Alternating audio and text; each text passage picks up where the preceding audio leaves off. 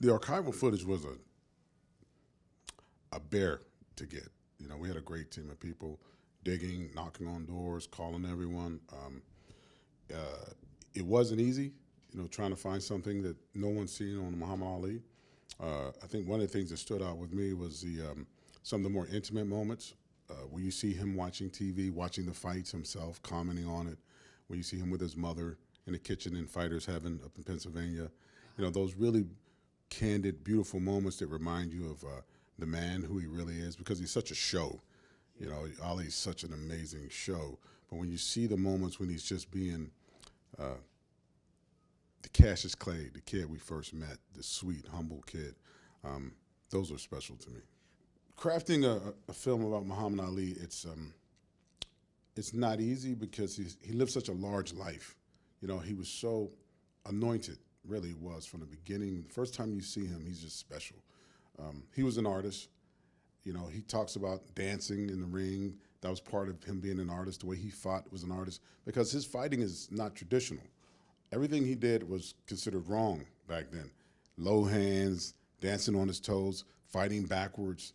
You know, Ali did everything that a lot of fighters would say, well, don't do that. So even today, if you're dropping your hands like that and you're not Muhammad Ali, you're going to get knocked out. So he was an artist in everything he did.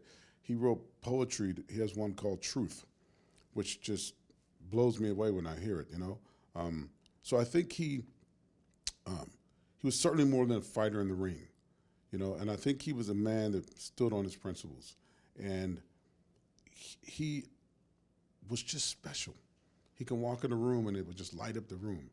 And the things he had issue with, obviously with racism, he had a way of saying it with charm. He had a way of saying it to make you smile and laugh, but make you think. But he made his point, you know. So I think Muhammad Ali was just someone that was larger than life.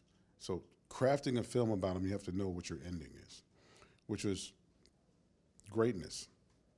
You have to want to make a film about greatness, because greatness is not always pretty. It's not smooth. He said, there's a scene where he's sitting in I think it was Thriller in Manila. He said it was like death, like after that fight, you know, being beat like that and exhausted.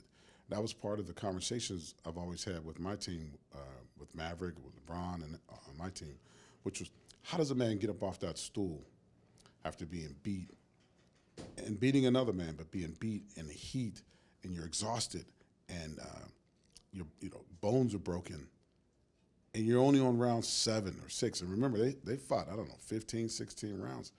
That's a lot, you know. But he did it. He got up each time. He got up each time. And that's the metaphor for his life. The scene at the end, what I mean by the ending is when he has the torch. If you watch that scene, he does it twice. And that's when Parkinson was at his worst. He lifted the torch twice. He lifted, and the crowd went crazy, and it came down, and then he did it again. That's Muhammad Ali in a nutshell. He never stops fighting. He won't just do it one time.